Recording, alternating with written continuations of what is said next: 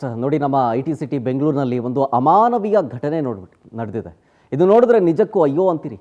ಪಾಪ ಪತಿ ತೀರೋದ ಮೇಲೆ ಮನೆಯಿಂದ ಸೊಸೆಯನ್ನು ಹೊರಗಾಕ್ಬಿಟ್ರು ಕಣ್ರಿ. ಆ ಸೊಸೆನ ಮನೆಯಿಂದ ಹೊರಗಾಕ್ಬಿಡ್ತಾರೆ ಅತ್ತೆ ಮತ್ತೆ ಮಾವ. ಅಯ್ಯೋ ಅನ್ಸುತ್ತೆ ಈ ಘಟನೆ ನೋಡಿದ್ರೆ.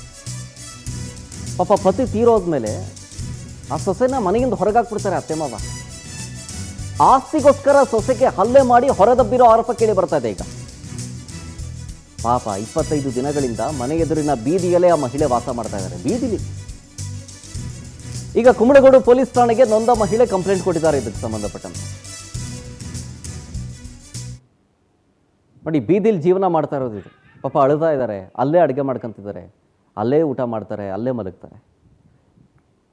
ಪಾಪ ಪತಿ ತೀರೋಗ್ಬಿಟ್ಟಿದ್ದಾರೆ. ತೀರೋದ್ಮೇಲೆ ಅವ್ರ ಮನೇಲಿ ಅತ್ತೆ ಮಾವ ಇರ್ತಾರಲ್ಲ, ಪಾಪ ಆ ಪತಿಯ ತಂದೆ ತಾಯಿ, ಅವರು ಈ ರೀತಿಯಾಗಿ ಹಿಂಸೆ ಕೊಟ್ಟಿದ್ದಾರೆ, ಮನೆಯಿಂದ ಹೊರಗೆ ಹಾಕ್ಬಿಟ್ಟಿದ್ದಾರೆ. 25 ದಿನದಿಂದ ಅದೇ ಬೀದಿಲಿ ಹಿಂಗೆ ವಾಸ ಮಾಡ್ಕೊಂಡಿದ್ದಾರೆ ಅವರು. ಸರ್, ನನ್ನ ಮದುವೆಗೆ 7 ವರ್ಷ ಆಯ್ತು ಸರ್. ಈಚೆ ಇಲ್ಲಿ ಮನೇಲಿ ಇದ್ದೆ. ನಮ್ಮ ಹಸ್ಬೆಂಡ್ ತೀರೋಗಿ 3 ತಿಂಗಳಾಯ್ತು. ಈಚೆ ಇದ್ದೆ. ಇಲ್ಲಿ ನಮ್ಮ ಅತ್ತೆ ಮಾವ, ನಾದ್ನಿ ಮತ್ತೆ ಬಾವ ಎಲ್ಲ ಜಗಳ ಆಡಿ ಈಚೆ ಇದ್ ಮಾಡಿದಾರೆ ಸರ್. ಮುಂದೆಲ್ಲ ಇಟ್ಕೊಂಡು ನಾದ್ನಿ ಮತ್ತೆ ಅತ್ತೆ ಇಬ್ರು ಮುಂದೆಲ್ಲ ಇಟ್ಕೊಂಡು ಈಚೆ ತಳ್ಳಿದಾರೆ ಸರ್. ನಿನ್ ಗಂಡಂದು ಇಲ್ಲಿ ಏನಿಲ್ಲ, ಈಚೆ ಹೋಗು, ನಿನ್ಗೇನು ಭಾಗ ಕೊಡಲ್ಲ ಅಂತ ಈಚೆ ತಳ್ಳಿದಾರೆ ಸರ್. ಈಚೆ ಬೀಗ ಹಾಕಿ ಹೋಗಿದ್ದಾರೆ. ನಮ್ಮ ಮಾವ ಕೈ ಬೇಲೆಲ್ಲ ಎಳ್ದಾಡೋದು, ತೋಳೆಲ್ಲ ಬಟ್ಟೆ ಎಲ್ಲ ಎಳ್ದಾಡೋದು ಮಾಡಿದ್ದಾರೆ ಸರ್. ನಮ್ಮ ಮಾವ ಬಾಕ್ಲಲ್ಲಿ ಈಚೆಗೆ ಹಾಕಿದ್ದಾರೆ.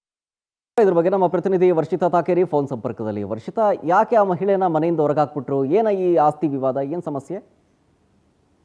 ಎಸ್ ಶರತ್, ಸಿಲಿಕಾನ್ ಸಿಟಿ ಬೆಂಗಳೂರಿನಲ್ಲಿ ಇತ್ತೀಚೆಗೆ ವರದಕ್ಷಿಣೆ ಕೇಸ್ಗಳಾಗಿರ್ಬೋದು ಅಥವಾ ಗಂಡ ಸತ್ತ ಬಳಿಕ ಅತ್ತೆ ಮಾವನ ಟಾರ್ಚರ್ ಆಗಿರ್ಬೋದು ಅತಿ ಹೆಚ್ಚಾಗ್ತಾ ಇರುವಂತದ್ದು. ಇದು ಕೂಡ ಅಂತಹದ್ದೇ ಒಂದು ಕೇಸ್. ಯಾಕಂದ್ರೆ 3 ತಿಂಗಳ ಹಿಂದೆ ಪೂಜಾ ಎಂಬಾಕೆಯ ಗಂಡ ಏನಿರ್ತಾರೆ ರಾಘವೇಂದ್ರ ಅನ್ನುವಂಥವ್ರು, ಅವರು ಸಾವನ್ನಪ್ತಾರೆ. ಅದಾದ ಬಳಿಕ ಮದುವೆಯಾಗಿ 7 ವರ್ಷ ಆಗಿದೆ.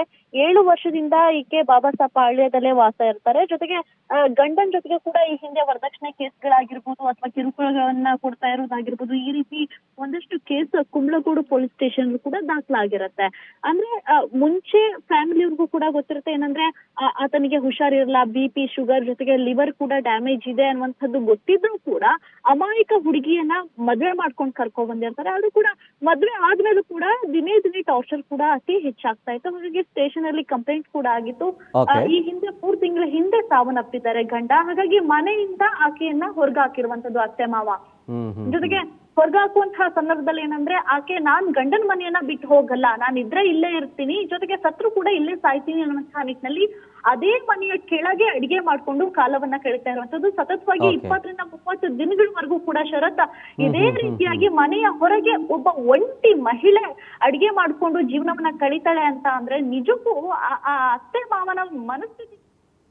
ಹೌದು, ನಿಜ, exactly you are right Varshitha. ನೋಡೋಣ ಈ ಕೇಸ್ ವಿಚಾರಕ್ಕೆ ಸಂಬಂಧಪಟ್ಟಂತೆ ಪೊಲೀಸರು ಏನ್ ಕ್ರಮ ತೆಗೆದುಕೊಳ್ತಾರೆ ಅಂತ. Thank you ಡೀಟೇಲ್ಸ್ಗಾಗಿ.